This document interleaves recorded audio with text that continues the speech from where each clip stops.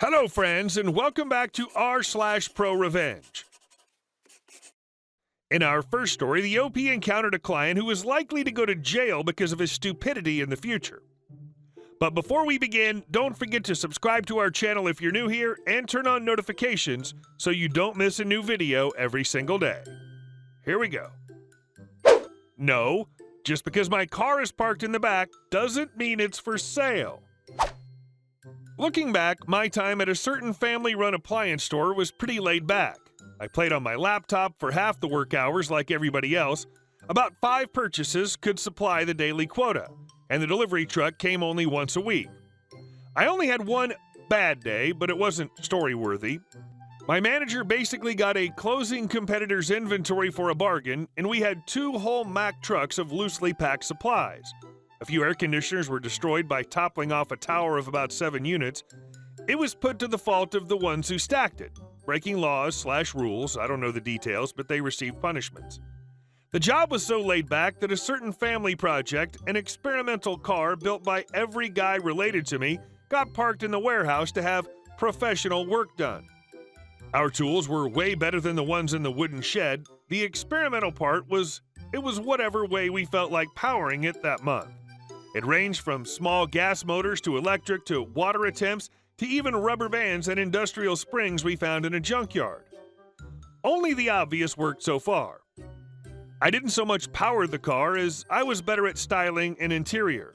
I put a small TV and radio in it and styled the body like a rocket. This thing was never and will never be for sale. It's just a family tradition at this point. It's been a solid 17 years of grease and welding. Sometimes people would see it through the windows of the storage room door and ask questions, but they never assumed that it was up for purchase given its rough appearance. A few kids even sat in it and played with the controls that usually weren't plugged into anything. However, this story wouldn't exist if this guy, Dumb A, didn't come in one day. He even had a wife who I'll call GW for good wife. I'll be OP. And there's 2 co-workers/family members, C1 and C2. DA, what the hell is that? OP, it's a project car. DA, how much is it? OP, oh, it's not for sale.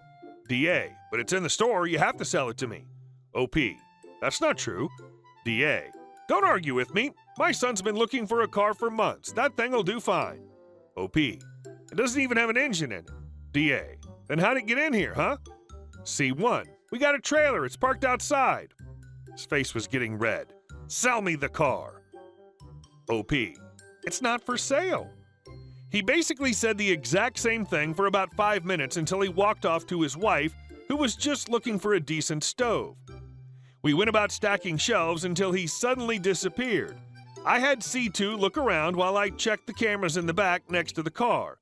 As soon as I got to the window, I saw this guy in the driver's seat rapidly turning the key and messing with wires trying to turn the car on. I called C1 and C2. C2 watched the store from the door as we walked over to DA with our arms crossed. C1, you're kidding me, right? DA, this car is terrible. You can't sell it like this. This is horrible service. Is this guy serious? OP, the car is not for sale and the engine is currently suspended over your head. DA looked up and saw a strange amalgamation of metals and plastics with stray splashes of paint and wires everywhere. I still don't know what its intent was, but it was the engine. He sputtered in anger, red like McQueen as his wife stomped in and just glared at him. GW, what are you doing? DA, they're refusing to sell this car for our son. GW, what? This is a piece of crap. Might sound rude, but I did nickname it Mr. Ugly, so I don't care. DA, I can fix it up. GW, no, we are getting him the Honda, end of story. DA, I'm getting this car and none of you can stop me. C1, sir, you're trespassing and possibly damaging our property.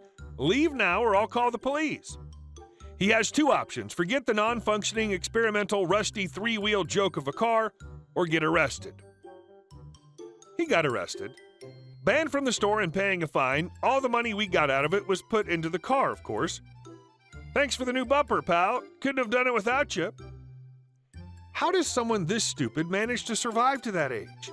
If he has such a lack of brains and self-control, how is he not already in jail? And our second story. Entitled Karen files baseless lawsuit. This story's from a few years ago when I worked in the legal department of a 1,000-plus store national retailer.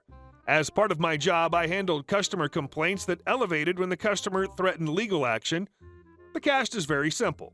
Me equals me, Karen equals Karen, who is also an attorney, AA equals our awesome attorney. Our customer service call center forwarded Karen's call to me after she threatened legal action. Karen left a message claiming that she was not provided $10 in customer reward coupons, spend $200, receive a $10 coupon in the mail sort of thing. This was before apps, based on her purchase of clothing for her son and daughter for back to school. I looked into it and called Karen back. It turned out we had an old address associated with her rewards account. No big deal, right? I spoke with Karen and offered to send her the original $10 coupon and an additional $25 for her trouble to the correct address. That did not satisfy Karen. She claimed we should have known her address and threatened to sue us if we didn't pay her $1,000 cash. Her rationale was that it would cost us at least $1,000 to defend the suit. She was in a state in which our company did not have any offices, so we should just pay it to her. I declined, but still forwarded her the $10 coupon she was entitled to pursuant to our rewards program. Sure enough, she sued us for breach of contract, fraud, and every other conceivable charge. I went to my boss, the COO, and told him the story. He asked what I wanted to do. I said I'd rather pay legal fees to a defense attorney than pay Karen, and he agreed. I contacted AA, explained the situation to him, and I crap you not, he said, in a southern drawl, I get to sue Karen? I should be paying you guys. There are a lot of lawyers in this legal community who'd love to sue her, as she's reckless, unpleasant, and a total pain in the butt to deal with. I'll gladly take your case. He agreed to defend us at a reduced rate. Part of our defense strategy was to countersue her under the state's frivolous lawsuit statute, which would move the suit from small claims court to the larger civil court. AA filed our answer and counterclaim. Although Karen was an attorney, she was not a defense attorney, so she had to engage her own attorney to defend against the counterclaim.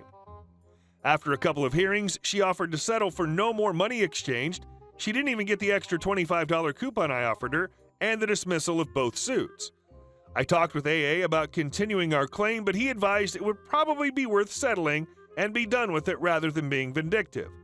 Although vindictive would have been fun, courts tend to not like that, so I agreed. My company ended up paying AA $900 in attorney fees. AA later called and told us that the attorney Karen engaged charged her $1,700 to defend the suit. Although I would have liked to continue with our suit, I think her having to pay $1,700 over a $10 coupon sent to the wrong address is sufficient justice. She's going to make a BS lawsuit in a state with a frivolous litigation law? Humans are geniuses. And our last story. Threaten my home? No, that's not going to happen. About 20 years ago, the ex and I bought a house. The financing was done through an owner contract. Weren't in love with that, but we really liked the house. There was an escrow company that took our money and gave it to the people we bought from, and some to the old guy they bought it from. He was a peach too. We'll talk about him later. The folks we bought the place from lived in Montana. Any contract between us was supposed to be by registered mail, but the wife would call us every so often to shoot the crap, neighborhood gossip and such, no biggie. We got along with the neighbors well, so I thought. The dude next to us, he was in his early 80s, had commented on why we didn't keep the yard up to his standards.